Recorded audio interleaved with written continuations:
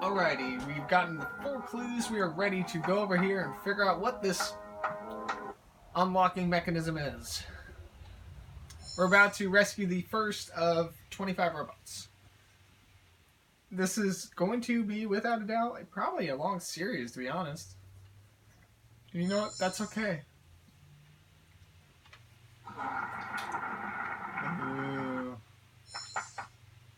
Whoa! There's like 3 different things in here. Or 2 things. Odd, but I wasn't sure we'd make it to the time machine mission control.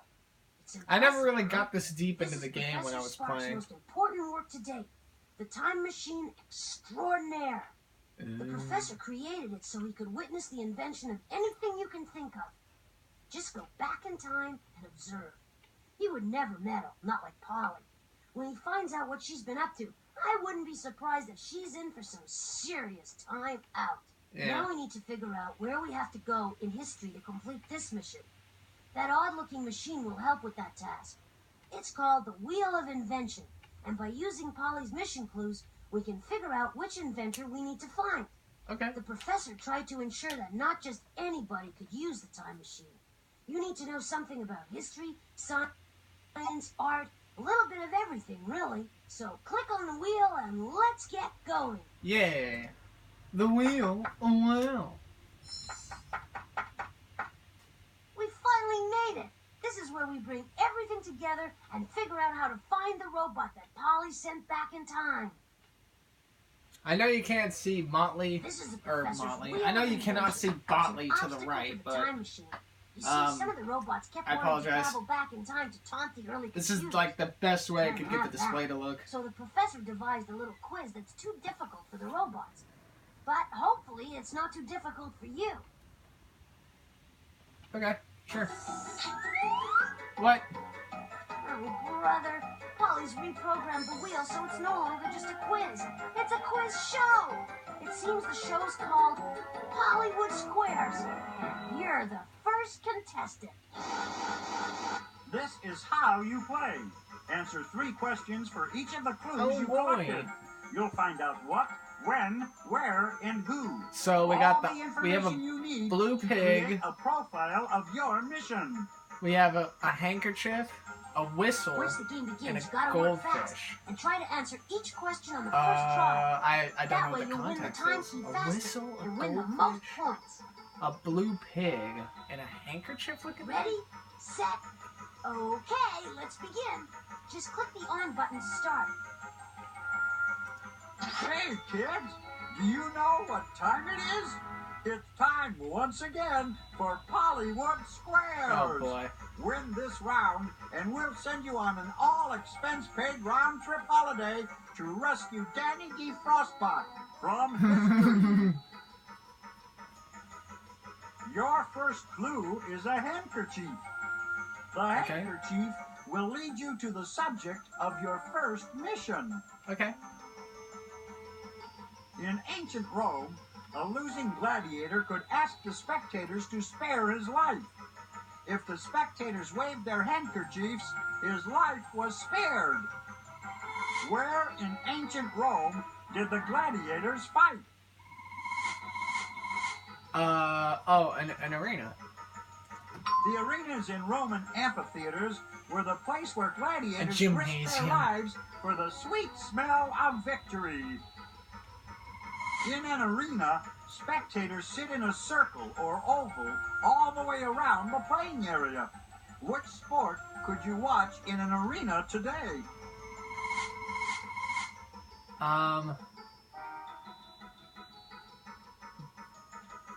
And an oval all the way around? It would be tennis, right?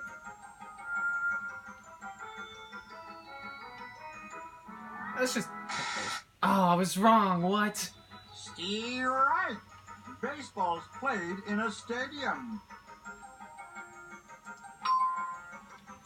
Okay. Perfectamundo. Tennis started in ancient See, France baseball as could be played in an handball. arena, though? Like what? Tennis is played on a rectangular court. What other sport is played on a court? Basketball. I can't believe I biffed that Time question. out. What the hell? You found what this mission This is game all is not made about. for third graders. Basketball. I bet you... Polly sent Danny to Frostbot to foul up the invention of basketball. Keep going, you're doing great. Oh, that's right. For Snowman, I remember. Your second clue But, is a anybody... blue I ox. guarantee you I'm not the blue first one ox to will have show said you where baseball your for the mission arena. will take you. In a famous tall tale, a blue ox named Babe is the companion of a lumberjack Named Paul Bunyan. Paul Bunyan. I love that folklore. What was the most distinguishing feature of Paul Bunyan and his blue ox, Babe? They were giants. Exactly. Legend has it Exactly. that God Paul damn. Bunyan and Babe were so big they dubbed the Grand Canyon. Oh, that I didn't know that. Are That's things cool. that are bigger than normal. Which giant tree is the largest living thing on The Earth? sequoia. The blue spruce. That's a pretty tree. Right going. There's a good reason why the giant sequoia is giant. Some of them have been growing for 4,000 years. The giant sequoia grows in only one country on Earth. North America. Which country Preferably is that? California. Watch it be like, by the way, it's China. United What? States is the home of China. the giant sequoia, and also the birthplace of basketball. Basketball is the only major sport that was invented in America. Really? Baseball I is... didn't know that. Really? Let's So keep going baseball is and not find an Danny American to sport. Frostbot. It's just an The American invention of pastime. basketball, of all things, is in jeopardy. Your third clue is a fish. The fish will show you when in history you need to go. Unlike animals on land, fish never stop growing. The older they get, the bigger they get. What do you call a collection of fish that live together? It's a school. A whale of an answer. Are you serious? Fish Shut up. form schools because it's safer to hang out in groups than to live alone.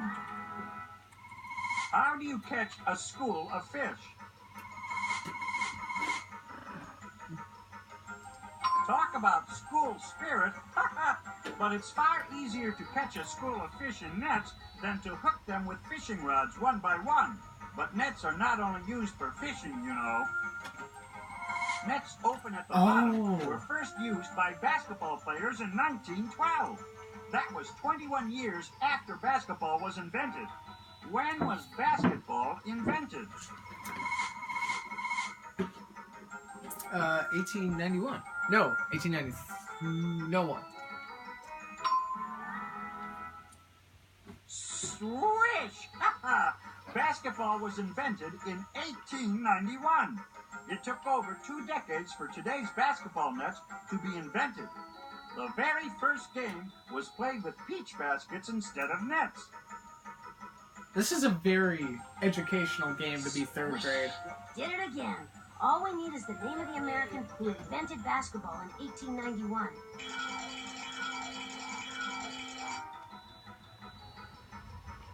Your fourth clue is a whistle. It will lead you to who you need to find on your mission. Okay. When you blow into a whistle, the air inside vibrates. That's what makes the sound. Ancient whistles were made from bird bones. The ancient whistle was an early version of which musical instrument? Oh, I'm not gonna know this.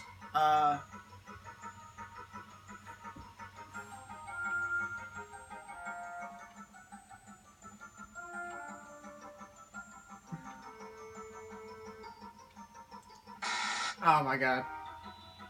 No, try again. Fantastic. Okay. Now this one, I actually don't think anybody in third grade would have known. Flutes weren't always used for playing Because I didn't music, know though. this. The ancient Greeks used flutes during sporting events, just like referees use whistles today. Where could you hear a flute in ancient Greece? The ancient Greeks used flutes.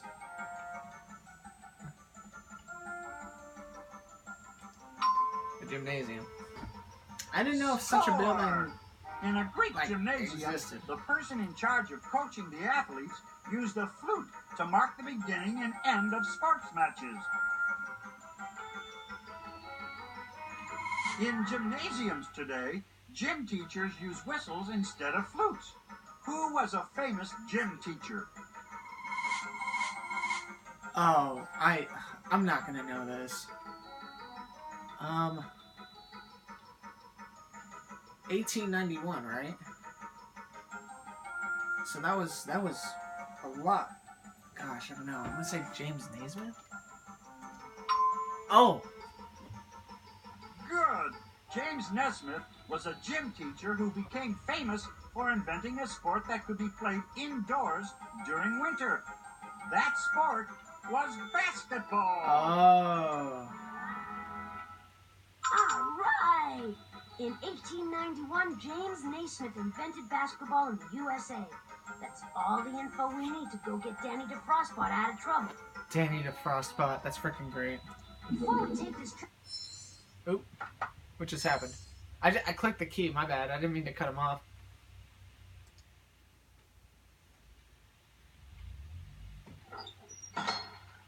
Kadoosh. wow! I never thought I'd see the inside of this thing. Pretty cool, huh? The professor made it clear this time machine was off limits to anyone but him. But with Polly about to send the world out of control, I think the professor would understand. That looks like our window into the past. Look, all the information you found at the wheel is now neatly in place up there. I guess the time key did that. This lever looks important. Click on me if you think I should pull it. Maybe it'll start things up. Click on me to get us started. Ready for a little one-on-one? A gym teacher in America is about to invent basketball. Let's go.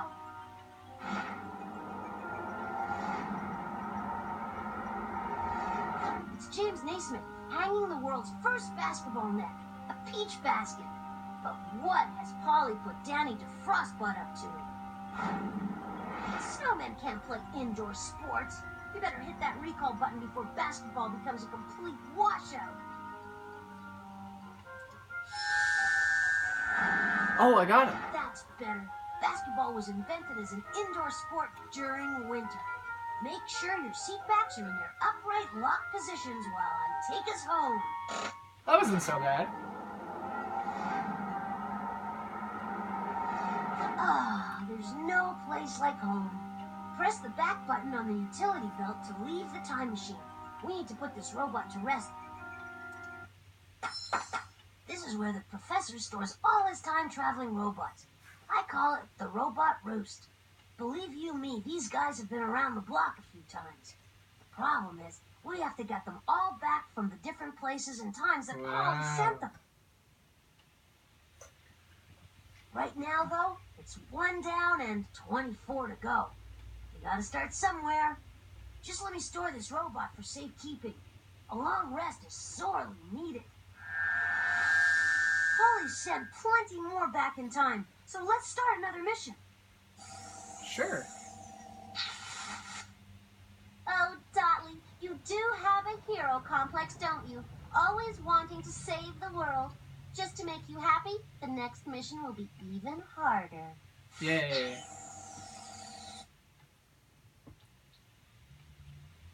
Let's take a look at that transquizzer and select another mission. Click on the inventory. Okay.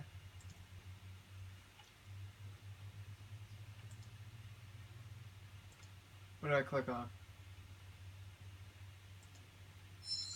Oh, these are my, Come on, we've come this far, but we can't save a robot unless we're on a mission.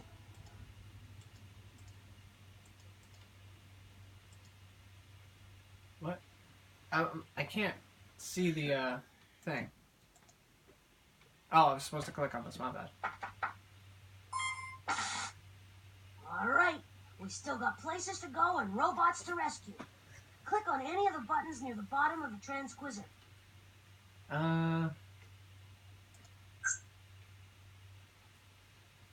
Click on the yellow start button if you want to hear...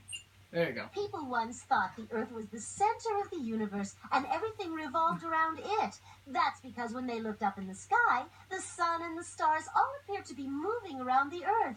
A nice idea, but appearances can be deceiving. Today we know that the Earth revolves around what? Miss Winkle, as everybody knows, I am the center of the universe. What? Yes, Polly, you're exactly right. The whole world revolves around you. Heavens, Polly is just too much to bear. She used to think she was the center of the universe. Now she really is. Wow. We need to go back in time and straighten this mess out, or life as we know it will change drastically. Click on the inventory button to put away the transquizzer. Okay. So before I do anything... Relax, Scutley. It won't be so bad. I sent Russian robot Cosmobot to put me in the center of the universe. Cosmobot? You can get him back if you find these 4 clues. Oh my A lord. pig, a sundial, a postage stamp, and a dollar bill. But why mess up a good thing?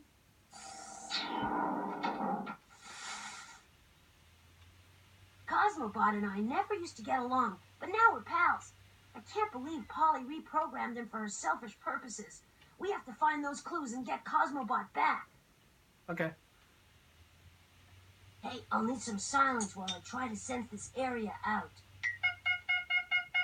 Okay, all sensors indicate that Polly hid a mission clue in the observatory. Cool. The observatory's fun.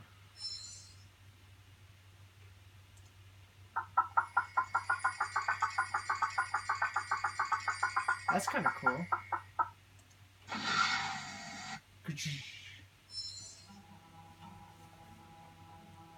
NASA has nothing over Professor Spark. Just take a look at this place. It's here that the professor conducts all his top-secret astronomical experiments.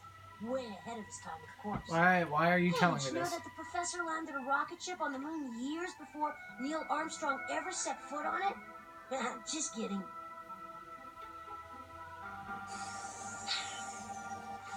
I guess you could say that you can get a mission clue here, but it's not exactly in this room. In fact, it's not even in this solar system, because I used one of Daddy's rockets to ship it into deep space. Oh boy, Special Polly, delivery. you're a dick. You won't find it by just looking around the void. You'll have to figure out exactly where to look. How do we do that, Polly? Space is a big place. Well, just because I'm such a nice girl, I'll give you a teeny-weeny hint. There you go. I just sent the hint flying off toward the new black hole Daddy recently discovered. If you really work fast, you might rescue the hint before it gets sucked up into another dimension. Then again, maybe you'll fail. Scary, huh?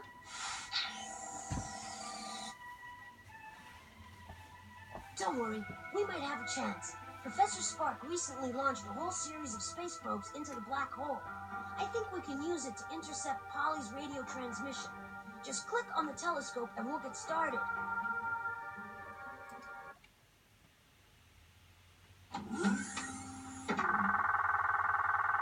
Ew.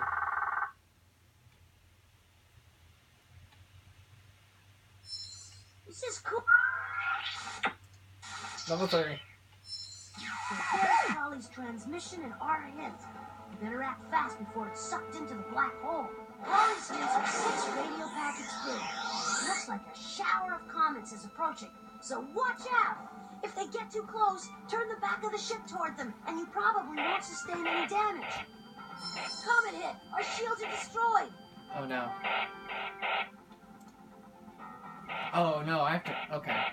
Oh, fantastic! You destroyed an asteroid!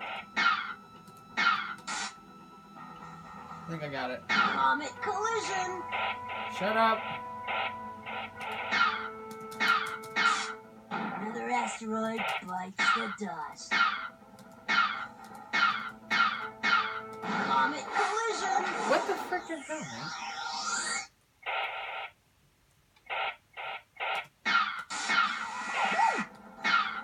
Wait a minute! Fantastic! You destroyed an asteroid!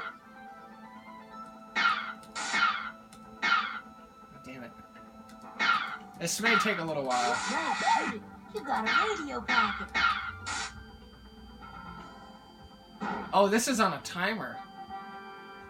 Whoa! Are you okay? Wait a maneuver. You got another radio wave packet. I have to do this time. This sucks. Comet collision. Oh, my lord. Oh, my gosh. What the hell? What just happened? Did my game really just crash? Are you kidding me? Ugh.